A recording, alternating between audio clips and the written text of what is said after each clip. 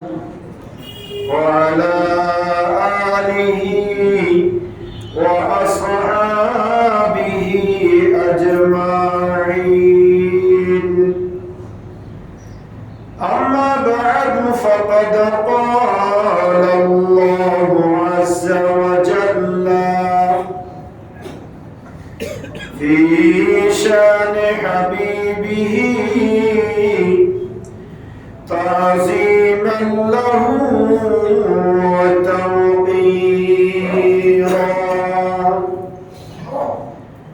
إن الله وملائكته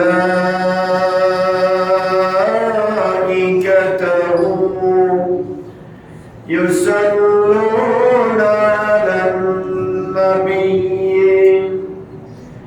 يا أيها الذين آمنوا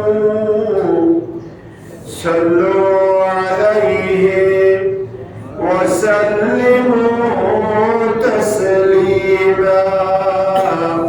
صلى الله على سيدنا محمد وآله وصحبه صلى الله على سيدنا محمد وآله وصحبه صلاة يا رسول الله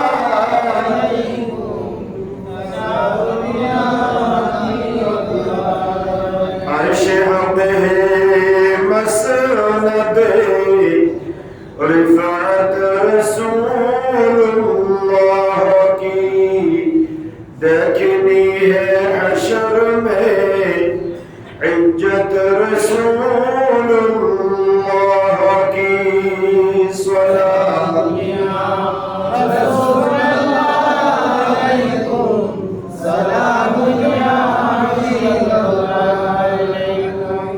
اعوذ باللہ من الشیطان الرجیم. بسم اللہ الرحمن الرحیم. وسيجنبها الأتقى الذي يؤتي ماله يتزكى وما لأحد عنده من نعمة تجزى إلا ابتغاء وجه ربه الأعلى ولسوف يرضى. صدق الله مولانا العظيم وبلغنا رسوله النبي الأمين ونحن على ذلك لمن الشاهدين والشاكرين والحمد لله رب العالمين.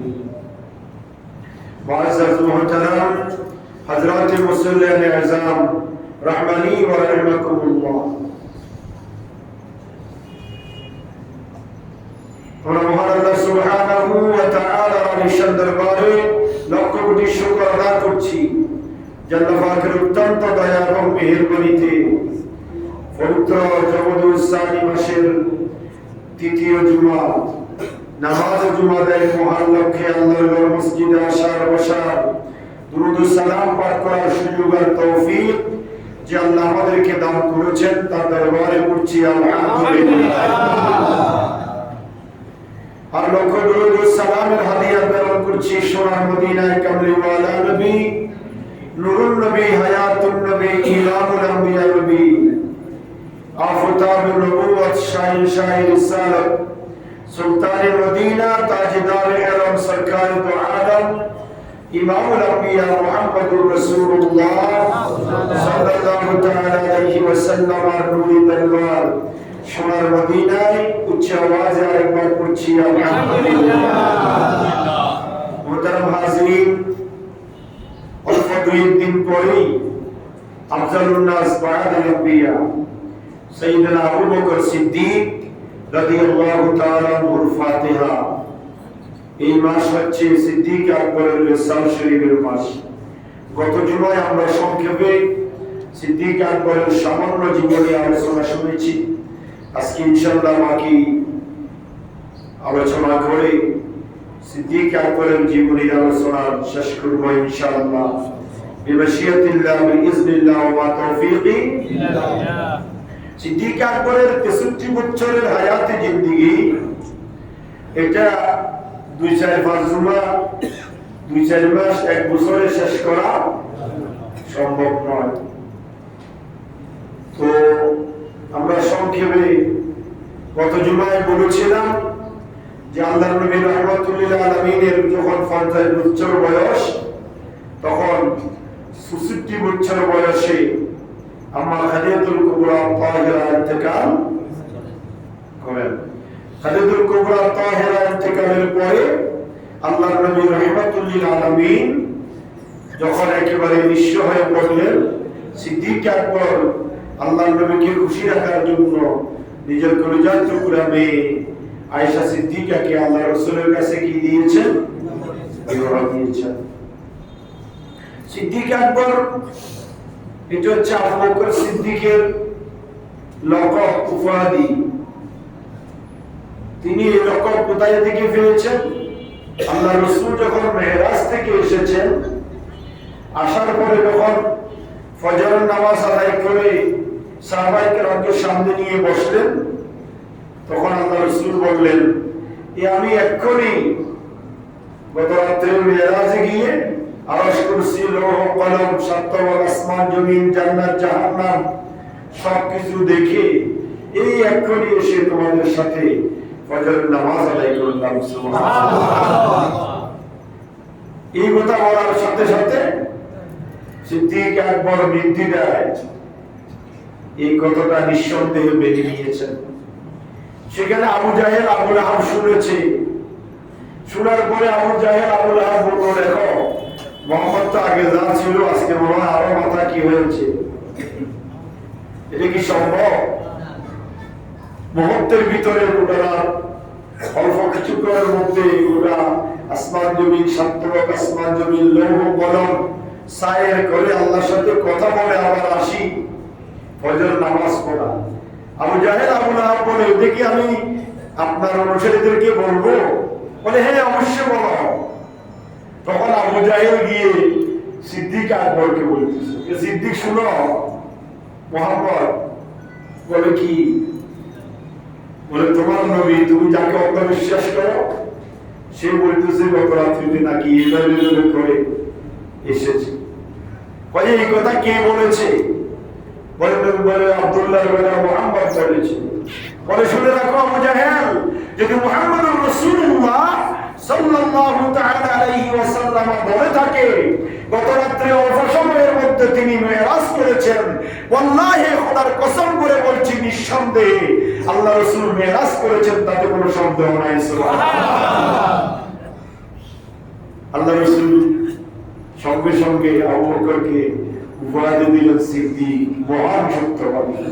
সত্যকে অখণ্ড চিত্তে নির্দ্বিধায় যারা বিশ্বাস করে তাকে বলা হয় মহাসত্যবাদী। সুবহানাল্লাহ। এই সিদ্দিকের স্থান কয় নম্বরে? 2 নম্বরে। বলেন না কয় নম্বরে? মনে থাকবে, সিদ্দিকের স্থান কয় নম্বরে? 2 নম্বরে। এমনিও আবু বকর সিদ্দিকের স্থানও 2 নম্বরে। সুবহানাল্লাহ। আল্লাহর পরে নবীর স্থান, সমস্ত নবী রাসূলের পরে আবু বকর সিদ্দিকের স্থান। আর আবু বকরকে যে আল্লাহ রাসূল সিদ্দিক উপাধি দিয়েছেন, তার স্থানও 2 নম্বরে। আল্লাহ পাক কুরআনুল কারীমের মধ্যে বলেছেন, ফাউলাইকা মাআল্লাযীনা আন'আমা আল্লাহু আলাইহিম মিনান নাবিয়্যিনা ওয়াস-সিদ্দীকিনা ওয়াশ-শুহাদা'i ওয়াস-সালিহিন। সুবহানাল্লাহ। আল্লাহ বলেন, আমি আল্লাহর নেককার বান্দাদের মধ্যে যারা আছে তাদের ক্রাইটেরিয়া, তাদের সিরিয়াল তোমরা শুনো। তারা কারা? আন'আমাল্লাহু আলাইহিম মিনান নাবিয়্যিন।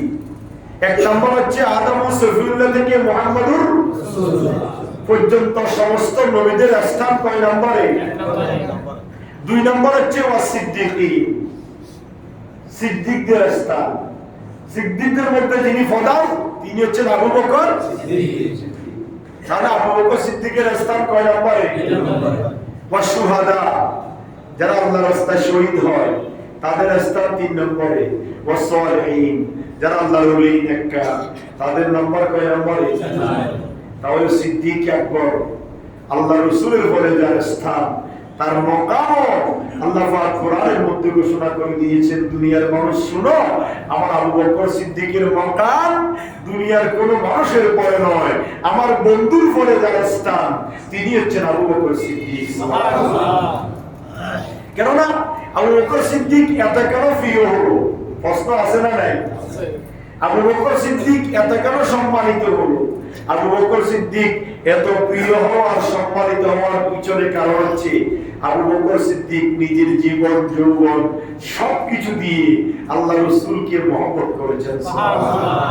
আল্লাহ রাসূল বলেছেন, লা ইউমিনু আহাদুকুম হাত্তা আকুনা আহাব্বা ইলাইহি মিন ওয়ালিদিহি ওয়া ওয়ালাদিহি ওয়ান নাসি আজমাইন। ততক্ষণ পর্যন্ত তোমরা খাঁটি ইমানদার মুসলমান হতে পারবে না, ইমানদার হতে পারবে না যতক্ষণ পর্যন্ত তোমাদের স্ত্রী, ছেলে মেয়ে, ব্যবসা বাণিজ্য, বাড়িঘর, ধন দৌলত সবকিছুর চাইতে আমি নবী তোমাদের কাছে প্রিয় না হব, মহব্বতের না হব। তাহলে এই নজরানা দুনিয়ার কোন বিশেষ ব্যক্তি বিশেষে দিতে পারে নাই, এই নজরানা দিয়েছেন একমাত্র আবু বকর। নিজের জীবনের চাইতেও বেশি আল্লাহ রাসূলকে কি করেছেন? মহব্বত করেছেন। তার প্রমাণ ওই যে হিজরতের রাত্রিতে গুহার মধ্যে গিয়েছিলেন, সে গুহার মধ্যে মাকড়সা জাল বুনেছে, বিভিন্ন ছিদ্র, সেখানে সাপ, বিভিন্ন বিষাক্ত পোকামাকড় থাকতে পারে। আবু বকর সিদ্দিক আল্লাহ রাসূলকে বলে, ইয়া রাসূলুল্লাহ আপনি দাঁড়ান, আগে আমি গুহার ভিতরে প্রবেশ করি, সেখানে যা কিছু আছে পরিষ্কার করে সব ছিদ্রগুলো বন্ধ করে দিয়ে আপনাকে নিরাপদ স্থানে অবস্থান করার সুযোগ করে দিই। সুবহানাল্লাহ। আল্লাহ রাসূল বলে, কেন রে আবু বকর? বলে, ইয়া রাসূলুল্লাহ যদি বিষাক্ত কোনো সাপ, বিচ্ছু, খারাপ কিছু থেকে থাকে, আপনাকে ধ্বংস করলে আপনার জীবন নাশ হওয়ার সম্ভাবনা রয়েছে। আমি আবু বকর সিদ্দিক জীবন দিতে পারি, আপনি রাসূল অক্ষত থাকেন, এটাই আমি চাই। সুবহানাল্লাহ। একদিন আল্লাহ রাসূল সিদ্দিক আকবরকে একটা আংটি দিয়েছেন। আংটির উপরে বিভিন্ন লেখে না, লোকেরা লেখে কি লেখে না, বিভিন্ন লেখা লেখা থাকে। সিদ্দিক আকবরকে বলেছেন, আবু বকর এই জায়গার মধ্যে লা ইলাহা ইল্লাল্লাহ লিখে নিয়ে আসো। সুবহানাল্লাহ। আবু বকর সিদ্দিক চিন্তা করলেন, আল্লাহ আমার রাসূলকে আল্লাহর নামের সাথে আলাদা করেন নাই, আল্লাহ আমার নবীকে পৃথিবীর কোন জায়গায় আলাদা করেন নাই। এখন আমি যদি শুধু আল্লাহর নাম লিখি, নবী মুস্তাফাকে বাদ দিই, তাহলে এটা সিদ্দিক আকবর চিন্তায় পড়ে গেলেন। তো সিদ্দিক আকবর কি করলেন?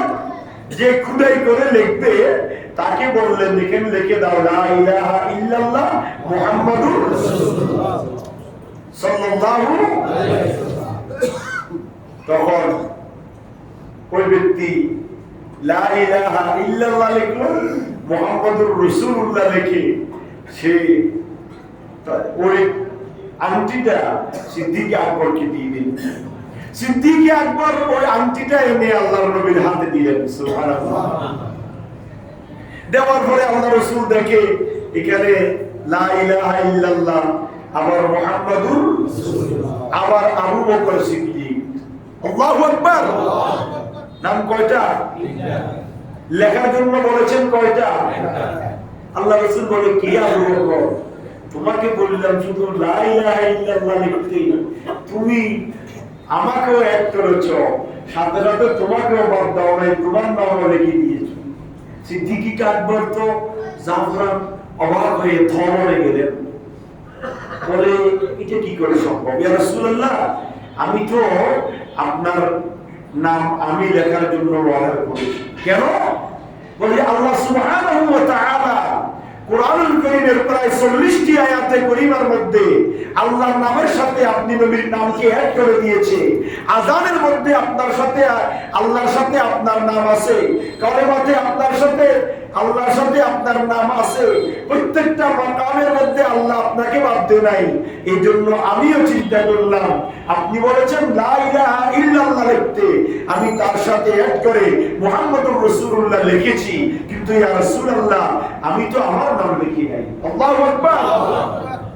সাথে সাথে জিবরিল আমিন আরশ আজিম থেকে আল্লাহ রাসূলের কদমে এসে গেলেন, ইয়া রাসূলুল্লাহ, ইয়া হাবিবাল্লাহ। সিদ্দিক আকবর যে নামটা আপনি দেখতে পাচ্ছেন, এটা দুনিয়ার কোন ব্যক্তি বিশেষের খুদাই করা লেখা নয়, এটা স্বয়ং আল্লাহর অর্ডারে আমি জিবরিল আমিন, আল্লাহর পরে আপনি রাসূলের নাম, আপনি রাসূলের নামের পরে আমি খুদাই করে লিখে দিয়েছি। আল্লাহু আকবার। বলে কেন? আল্লাহ আমাকে ইলহাম করেছেন, হে জিবরাইল তাড়াতাড়ি চলে যাও, আমার বন্ধুর নামের সাথে আবু বকর আমার নামের সাথে আমার বন্ধুকে আলাদা করে নাই, সুতরাং আমি চাই আমার বন্ধুর সাথে আবু বকর এক হয়ে যাক। সুবহানাল্লাহ। এটা ছিল নবীর মহব্বত। নবীর কি বলেন না, নবীর মহব্বত। শুধু তাই নয়, আমার নবী ইন্তেকালের পরে সিদ্দিক আকবর খলিফা হয়েছে, ঠিক কি না? সিদ্দিক আকবর খলিফা হওয়ার জন্য দায়িত্ব চান নাই। আল্লাহ রাসূল সোমবারে ইন্তেকাল করেছেন, বুধবারে আল্লাহ রাসূলের দাফন হয়েছে। সুবহানাল্লাহ। বরাত দিতে হয় নাই, এসি গাড়িতে রাখতে হয় নাই, ইনজেকশন দিতে হয় নাই। আল্লাহ রাসূল হায়াতুন নবী এই সিদ্ধান্ত গ্রহণ করার জন্য যে আল্লাহ রাসূলের পরবর্তীতে কে খলিফা হবে, কার নেতৃত্বে আল্লাহ রাসূলের দাফন কার্য সুসম্পূর্ণ হবে। সুবহানাল্লাহ। সবাই প্রস্তাব দিচ্ছে আবু বকরই খলিফা হবে। এটা তো আল্লাহ রাসূলের ইঙ্গিত ছিল। কি ছিল? ইঙ্গিত ছিল। মসজিদের ইমামতি হচ্ছে ইমামতে সুগরা, আর রাষ্ট্রের প্রধান হচ্ছে ইমামতে কুবরা। বড় ইমাম হচ্ছে রাষ্ট্রের প্রধানমন্ত্রী হচ্ছেন বড় ইমাম, আর মসজিদের ইমাম হচ্ছে ছোট ইমাম। প্রধানমন্ত্রী গোটা দেশ চালাবে, আর মসজিদের ইমাম সমাজ চালাবে। এখন যদিও ইমামের দাম কচু পাতার পানির মতো, কচু পাতাতে পানি রাখলে যেরকম টলমল করে পড়ে যায়, সমাজে ইমামের মর্যাদাও তার চাইতে আরো খারাপ। কথা বলে ঠিক কি না? তো এখন সেই মর্যাদা নাই, কিন্তু আল্লাহ রাসূল সেটা প্রমাণ করে দিয়েছেন। আল্লাহ রাসূল যখন অসুস্থ থাকতেন অর্ডার করতেন, ইয়া রাসূলুল্লাহ, বেলাল বলে ইয়া রাসূলুল্লাহ জামাতের টাইম হয়েছে, আমার আবু বকর নাই। বলে হে ইয়া রাসূলুল্লাহ, হাজির। আবু বকরকে বলো নামাজ পড়াইতে। সুবহানাল্লাহ। আল্লাহ রাসূল এটা প্রমাণ করাই দিয়েছেন, আমার পরে যিনি খলিফাতুল মুসলিমিন হবেন তিনি হচ্ছেন আবু বকর সিদ্দিক। আবু বকর সিদ্দিক এই দায়িত্ব গ্রহণ করার সাথে সাথে দীপ্ত কণ্ঠে জাতির উদ্দেশ্যে ভাষণ দিয়েছেন। এই দুনিয়ার মদিনার মুসলমান, মদিনার জনগণ, মদিনার মানুষ, তোমাদেরকে দীপ্ত কণ্ঠে একটা কথা বলতে চাই। আমাকে প্রধানমন্ত্রী বানানো হয়েছে, আমি প্রধানমন্ত্রী হতে চাই না, তবে আমি তার কাছে অত্যন্ত নরম এবং দুর্বল, যে ন্যায় এবং ন্যায়ের উপরে অটল থাকবে, আর তার সামনে আমি কঠোর, যে অন্যায় করবে। আর আমি রাষ্ট্রপ্রধান হিসাবে আমার অনেক ভুল ত্রুটি থাকতে পারে, আমার দাবি আমার সে অন্যায়গুলা, ভুল ত্রুটিগুলা আমার সামনে এসে আমাকে সংশোধন করে দিন। সুবহানাল্লাহ। এই ধরনের কোন ভাষণ ইতিপূর্বে কোন রাষ্ট্রপ্রধান দিয়েছে? প্রধানমন্ত্রী দিয়েছে? দেয় নাই। সিদ্দিক আকবর দায়িত্ব নেওয়ার পরে বন্ড নবীর আবির্ভাব হয়েছে। কিছু কিছু লোক নবী দাবি করতেছে, মুসাইলামাতুল কাজ্জাব, বড় বড় কিছু কাফের মুশরিকেরা নিজেদেরকে নবী দাবি করছে। কিছু লোক যাকাত দিতে অস্বীকার করেছে। সিদ্দিক আকবর এদের বিরুদ্ধে জিহাদের ঘোষণা করেছেন। সেই জিহাদের নাম ছিল ইয়ামামার যুদ্ধ। কিসের যুদ্ধ?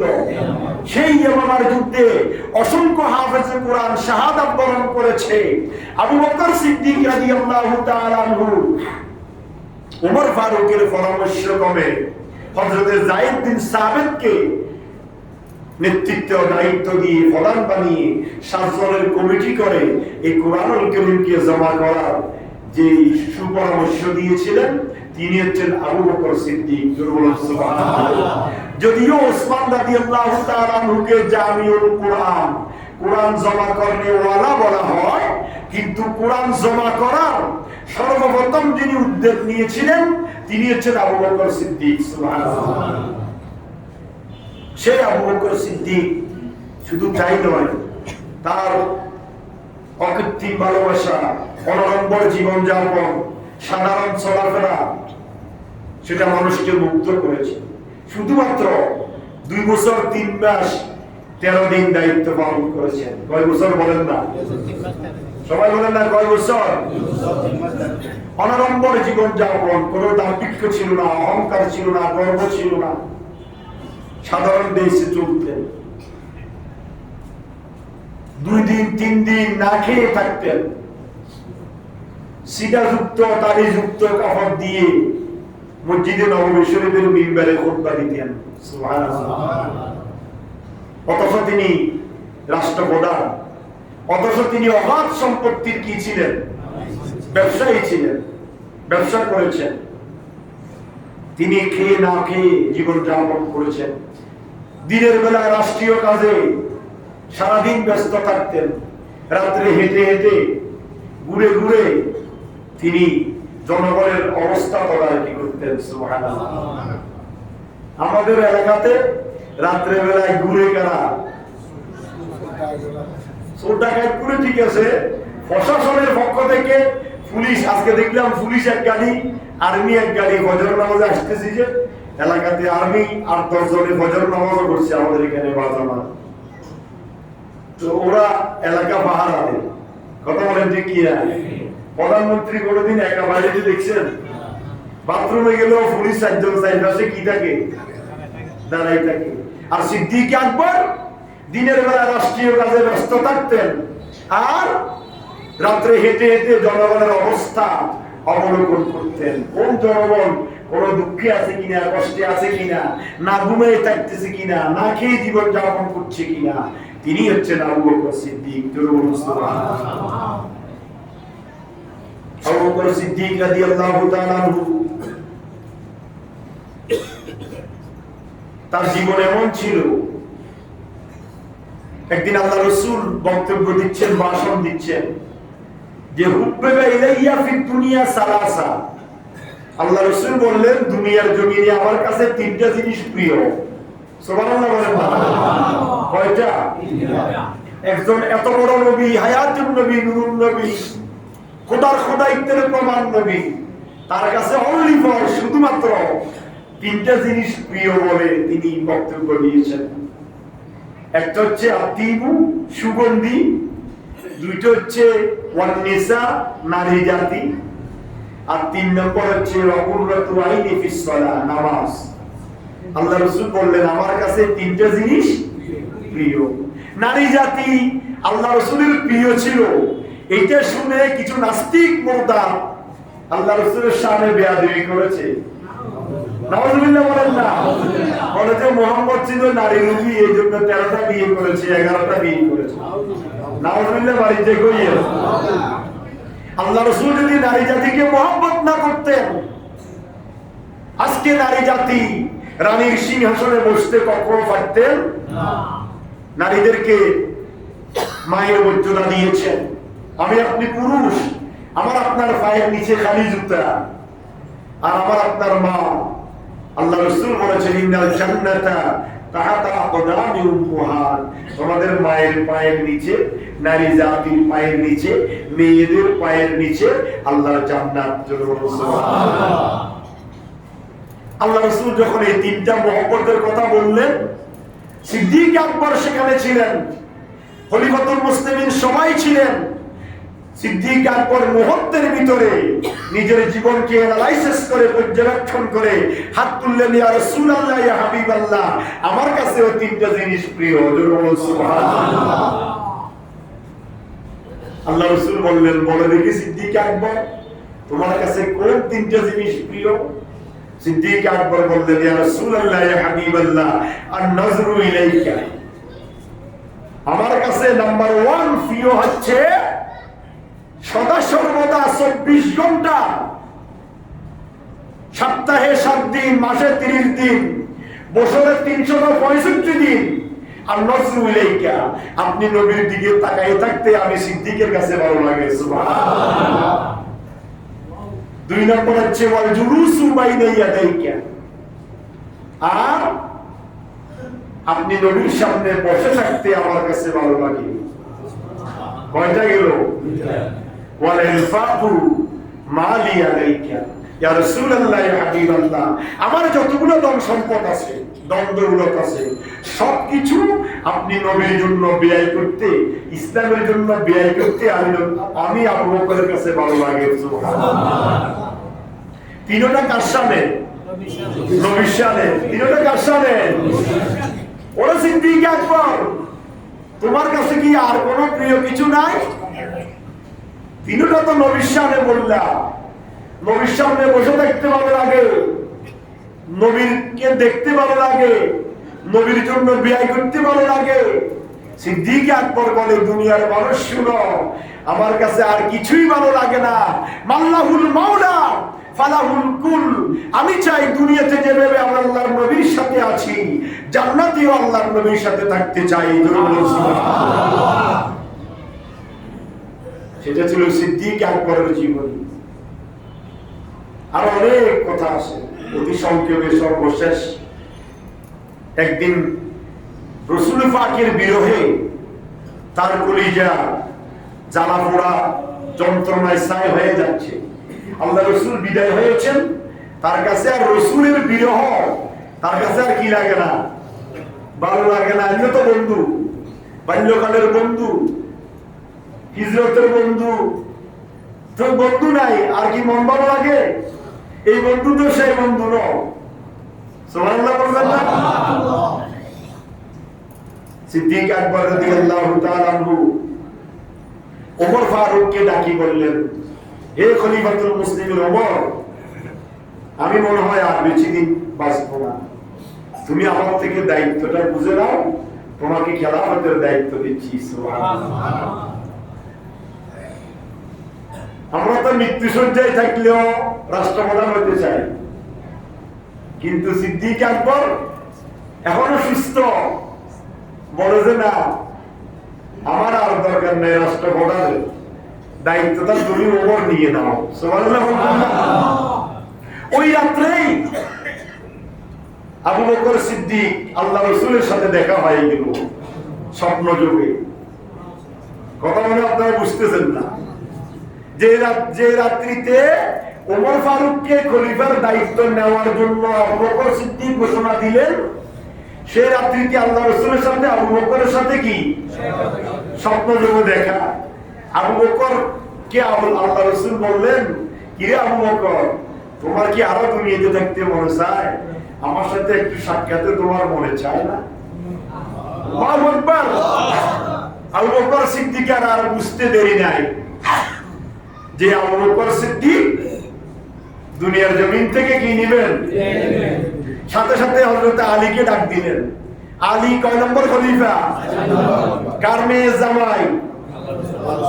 আল্লাহ রাসূলের মেয়ে জামাই আলীকে ডাক দিলেন, আলী শুনো, আমার মনে হয় আমি আর বেশিক্ষণ নাই, সুতরাং আমি যদি ইন্তেকাল করি, যে হাত দিয়ে তোমার যেই নুরানি হাত দিয়ে আল্লাহ রাসূলকে গোসল দিয়েছ, তোমার সেই হাত দিয়ে আমি আবু বকর সিদ্দিককে গোসল দিবা। সুবহানাল্লাহ।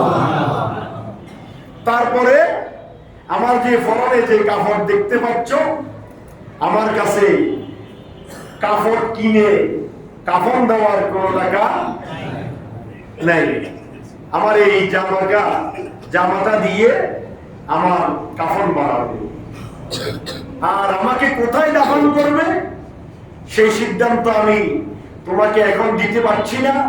আমি যখনই ইন্তেকাল করব, আমাকে তাড়াতাড়ি গোসল দিয়ে কাফন পরাইয়ে কবর রেডি করবে না, আমাকে আল্লাহ রাসূলের লাওয়াজের সামনে নিয়ে যাবে। আল্লাহ রাসূল যেখানে আমাকে দাফন করতে বলে, সেখানে কবর তৈরি করে আমি আবু বকরকে দাফন করবে। সেই রাত্রিতেই আবু বকর সিদ্দিক দুনিয়ার জমিন থেকে বিদায় নিয়েছেন। ইন্না লিল্লাহি। এই জমদিউ সানি মাসের 23 তারিখ 22 তারিখ দিবাগত রাত্রিতে সিদ্দিক আকবর ইন্তেকাল করেছেন। আগামী সপ্তাহে তার সিদ্দিক আকবরের মৃত্যুবার্ষিকী। সিদ্দিক আকবর ইন্তেকাল করলেন রাত্রিতে। আলী রাদিয়াল্লাহু তাআলা আনহু কথা মোতাবেক গোসল দিলেন, কাফন দিলেন, জানাজা দিলেন। তারপরে আল্লাহ রাসূলের রওজা মুবারকের সামনে নিয়ে গেলেন। সিদ্দিক আকবর অত্যন্ত আদবের সাথে দাঁড়িয়ে বলছেন, ইয়া রাসূলুল্লাহ, আপনার বাল্যকালের বন্ধু, আপনার হিজরতের বন্ধু এবং যিনি সর্বপ্রথম কালেমা পড়ে মুসলমান হয়েছেন সে আবু বকর সিদ্দিককে আমরা এনেছি, কোথায় দাফন করব? আল্লাহ রাসূল বলেন, জিন্দা ধরে বলেন নাকি? রওজা মুবারকের দরজা অটোমেটিক খুলে গিয়েছে। আর রওজা থার থেকে আওয়াজ এসেছে, আদখুলুল হাবিবা ইলাল হাবিব ফাইনাল হাবিবা ইলাল হাবিবি মুশতাক। বন্ধুকে বন্ধুর কাছে প্রবেশ করায় দাও, বন্ধুর জন্য আমি বন্ধু অপেক্ষা করছি। সুবহানাল্লাহ।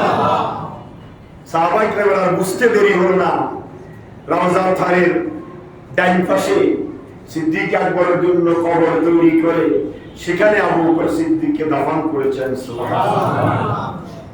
এটাই ছিল সিদ্দিক আকবরের জীবন। আরো যদি লম্বা ইতিহাস শুনতে চান, 2-4 জুমায়ও সিদ্দিক আকবরের সংক্ষিপ্ত জীবনে কি হবে না, শেষ হবে না। আমি আপনাদের সম্মুখে অল্প 2 থেকে 3 মিনিটের ভিতরে গোটা সিদ্দিক আকবরের জীবনী সংক্ষেপে উপস্থাপন করছি, মনোযোগ দিয়ে শুনবেন। সিদ্দিক আকবর কি? যিনি প্রথম কালেমা পড়ে মুসলমান হয়েছেন তিনি হচ্ছেন সিদ্দিক আকবর।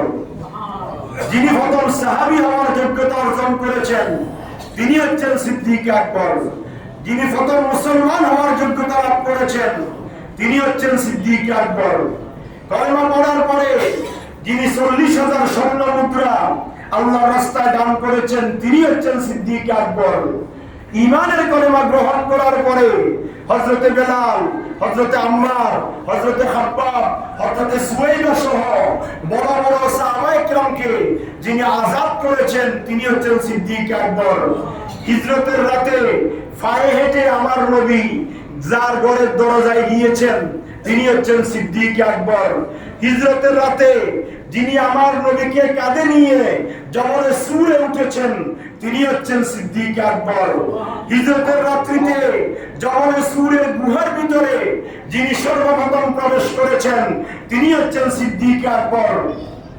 গারে সুরে যিনি আমার নবীর মাথা মুবারক নিজের রান মুবারকের মধ্যে নিয়ে আমার নবীকে আরাম করাইছেন তিনি হচ্ছেন সিদ্দিক আকবর।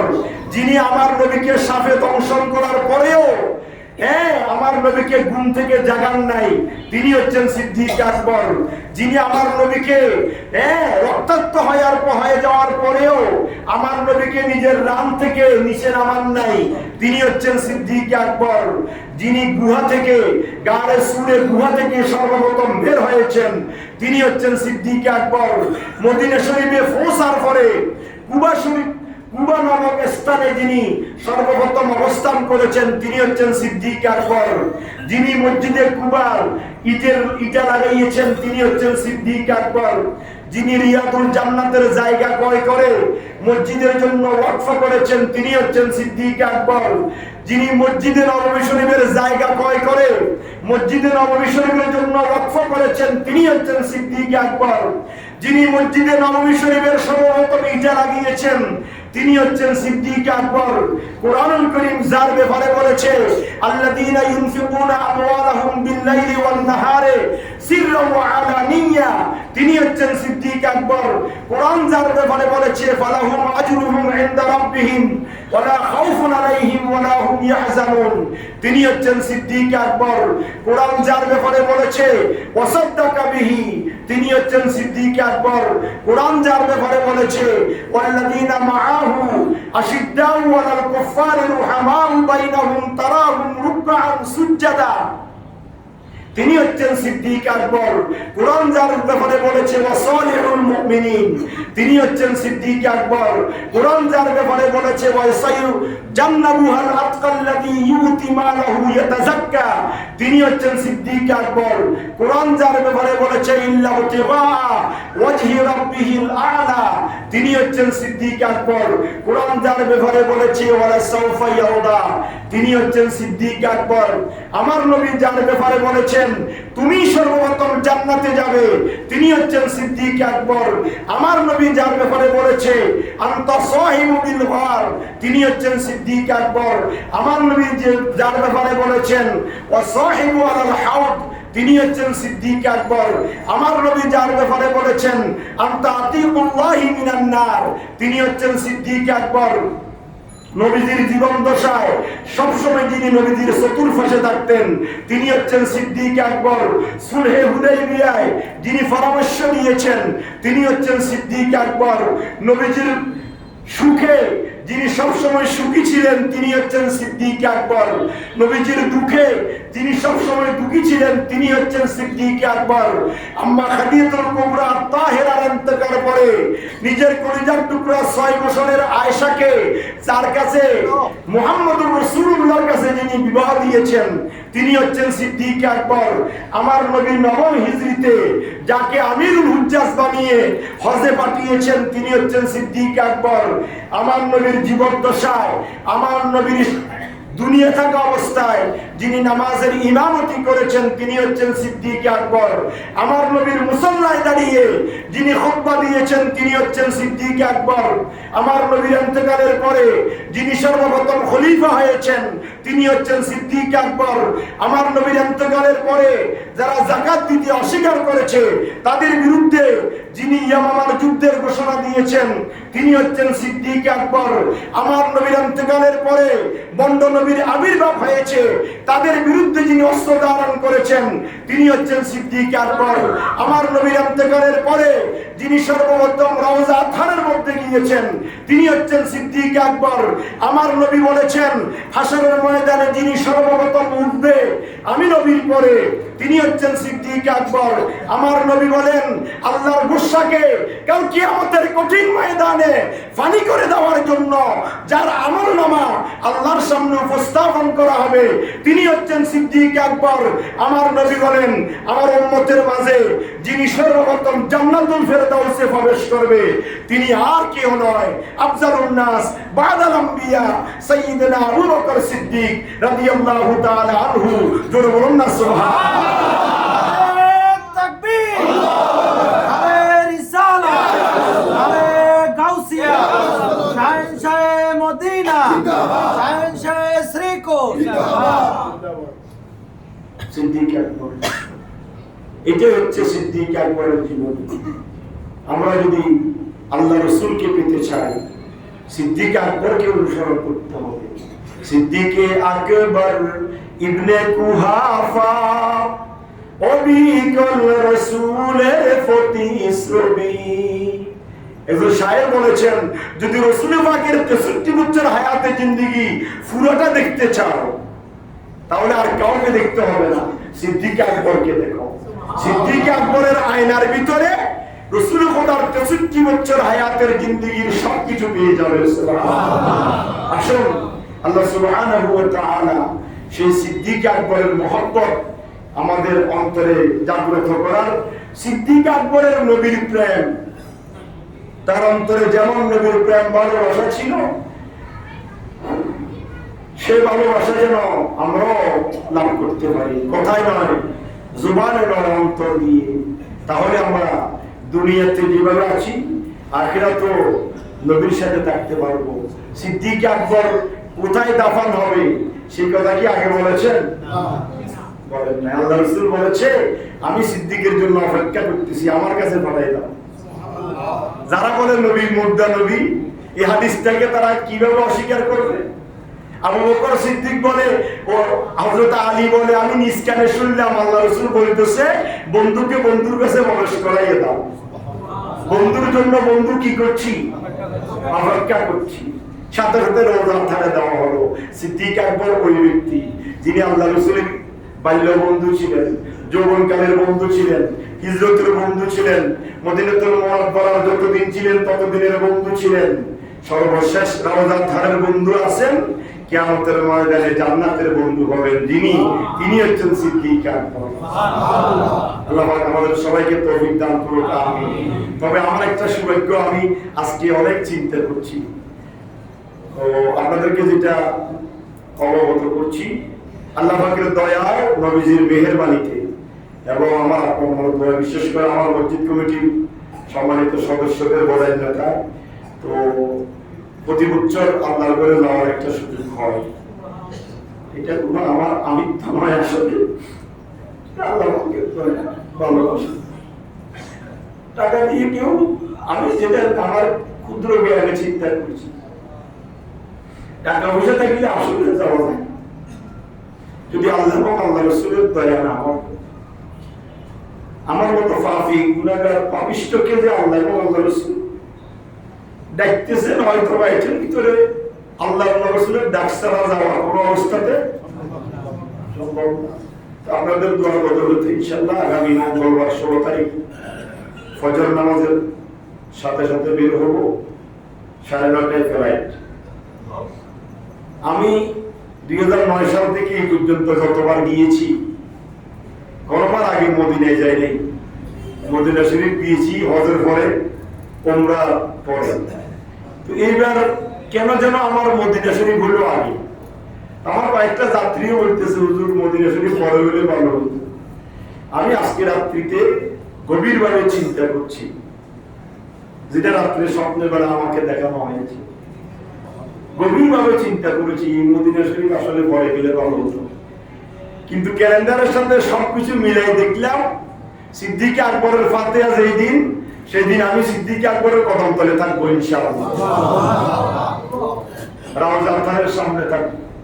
সেই দিনে সিদ্দিক আকবরের ফাতিহা। আমি আমার ক্ষুদ্র জীবনে ইনকাম যখন থেকে করতেছি, সিদ্দিক আকবরের জীবনী অ্যানালাইসিস করার পর থেকে আমি সিদ্দিক আকবরের স্মরণে একটা মাহফিল দিই প্রতি বছর। আমাদের এখানে গাউসে পাকের স্মরণে মাহফিল হয় না, খাজা গরিবের নামাজের স্মরণে মাহফিল হয়। তো আমি মনে করি ঈদে মিলাদুন নবীর পরের স্থান হচ্ছে সিদ্দিক আকবরের ফাতিহার স্থান। কথা বলে দেখি না, নবীর পরে সিদ্দিকে আকবর। ওই হিসাবে আমি প্রতি বছর সিদ্দিক আকবরের স্মরণে আমি একটা মাহফিল করি, তাওয়ারুকের ব্যবস্থা করি, আমার নিজের অর্থায়নে নিজের ব্যবস্থাপনা। এটার জন্য আমি গোটা 1 বছর প্রস্তুতি নিই, ক্ষুদ্র ক্ষুদ্র ক্ষুদ্র ক্ষুদ্র করে আমার নিজের হালাল ইনকাম থেকে, কারো থেকে নয়। তো আমার মনে হয় ওটার একটা নজরানা আল্লাহ আমাকে দেখাচ্ছে। সিদ্দিক আকবরের যেদিন ফাতিহা, সেদিন আমি মদিনা শরীফে আল্লাহ রাসূলের কদমে সিদ্দিক আকবরের আপনারা আমার জন্য দোয়া করবেন। আমি যারা সুস্থ শরীরে, আমার সাথে যত হুজ্জাজ কেরাম আছে, কাফেলার সহ বিহারীজন, সবাইকে যারা সুস্থ শরীরে আল্লাহর ঘর তাওয়াফ মদিনাতুল মুনাওয়ারার জিয়ারত শেষ করে আপনাদের সামনে আসতে পারি এবং মক্কাতুল মুকাররমা মদিনাতুল মুনাওয়ারার প্রত্যেকটা মাকামাতে মুকাদ্দাসে যেন আপনাদের জন্য দোয়া করতে পারি। তো আমি আপনাদের জন্য দোয়া করে কি করি না, যেটা আপনারা বলতে পারবেন না। যারা আমার সাথে উমরায় থাকে, ওই মুনাজাতে থেকে তারা শুনে। গতবার একটা মুসল্লি প্রশ্ন করছে, আপনি সবার আগে মুসল্লিদের জন্য দোয়া করেন কেন? আমি তো যে আমার প্রায়ের মুসল্লি, আমার মসজিদ কমিটি, আমার এলাকাবাসী, এরা আমার হকদার দোয়া। মনসুরাবাদ এলাকাবাসী, মনসুরাবাদের মুসল্লি, মনসুরাবাদ নয় শুধু, এটা বললে অনেকে রাগ করবেন, যারা ভিতরে পুরুষরা, বাইরে পুরুষরা, কাট্টলি, তারপর আগ্রাভাড়া, ওই দিক থেকে যারা আসেন, আমি সব মুসল্লিদের জন্য দোয়া করি। এই দৃশ্যটা এই মুনাজাতের মধ্যে স্মরণে আসে, চোখের সামনে আসে, আপনাদের জন্য দোয়া। তো আমি যেন সুস্থ শরীরে প্রত্যেক স্থানে হাজিরা দিতে পারি, আপনাদের জন্য দোয়া করতে পারি, আমার জন্য দোয়া করবেন। আল্লাহ যেন আমাদের সবাইকে তৌফিক দান করে, আমিন।